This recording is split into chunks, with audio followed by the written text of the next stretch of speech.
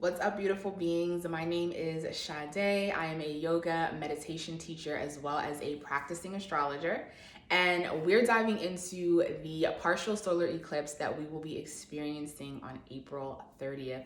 Actually, probably experiencing the week prior and this week and the week after as well. So much energy is in the sign of Taurus. And so many things are changing and shifting because of this eclipse energy. So just a quick breakdown. What makes something an eclipse, or in this case, a solar eclipse? A solar eclipse is when the sun, the moon, and the collective north node are all in the same sign. So in our case, we have the sun, the moon, and the north node all being in the sign of Taurus. Then we'll have a lunar eclipse in May, and that is when the sun will be in Taurus and the moon will be in the opposing sign of Taurus, which was Scorpio. We'll also have another eclipse in October, November when we enter into Scorpio season to finish off that full eclipse energy. So that is what makes something an eclipse. Now, an eclipse is basically a new moon. A solar eclipse is a new moon. A lunar eclipse is a full moon. And in this case, because it's so much energy pushing into Taurus, that is what makes an eclipse 10 times more impactful than just a new moon and a full moon. It's because it's so much leading energy in that sign. In this case, with the North Node being in the sign of Taurus, this solar eclipse is also going to be aspecting in some way Uranus, that's also in the sign of Taurus. Uranus being the planet that deals with abrupt change. And with working with so much Taurus energy, Taurus does not do well with change. Taurus people, Taurus beings, Taurus energy loves to take their time to adjust and adapt to things.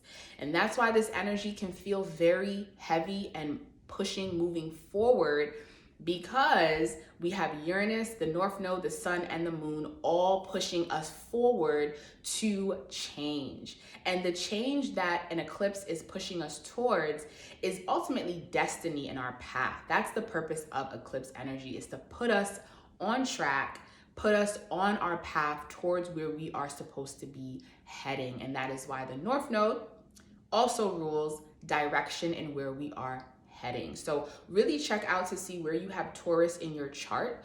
Taurus rules resources. Taurus is about money, your job, your relationship. Taurus is ruled by Venus, so it's also about contracts, harmony, balance, the arts, okay? And just making sure that all of your ducks are in a row. Taurus energy, like I said, is about gathering of resources. So wouldn't be surprised if a lot of people are dealing with financial issues right now, or really starting to pay attention and focus on their finances, because Taurus is all about comfort in the physical realm.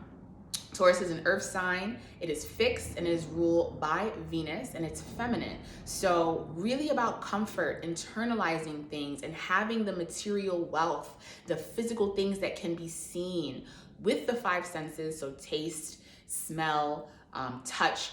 Taurus rules the five senses. So anything in that industry, that aspect of your life, this eclipse is going to affect. So if you haven't been focusing on, depending on where you have this in your chart, I am a Taurus rising, so I have Taurus in my first house. So it is a lot of energy pertaining to self-worth, pertaining to finances, pertaining to getting things together, cleaning up loose ends, grounding, lots of grounding, and most importantly, adapting to change. Eclipses can make full 180 course corrections that can be very uncomfortable. Because this is a new moon energy, it's going to be yang, so it's going to be energetic, masculine energy pushing us forward. So action will need to be taken place.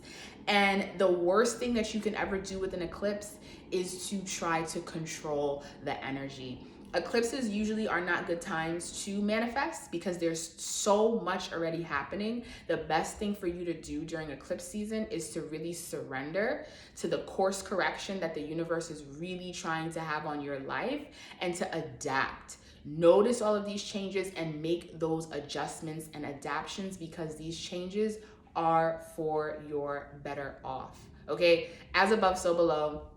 God, the universe, the energy, they always know where we need to be and what we need to be doing beyond what our mental mind can perceive.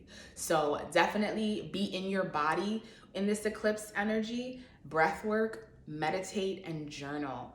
Lots of things are shifting and moving, and this eclipse is going to start the retrograde period. So Pluto is going into retrograde, Mercury is in its retrograde shadow. So we will be experiencing some slowing down of planets. So this is really the last week of action, getting shit done, clean things up, get things organized, write out your financial plans, put some money in your savings account.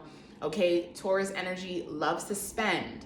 Okay, so be careful on spending money unnecessarily on things that make you feel good, and really just kind of, keeping your resources in order so that when this retrograde season happens, you have all your shit together.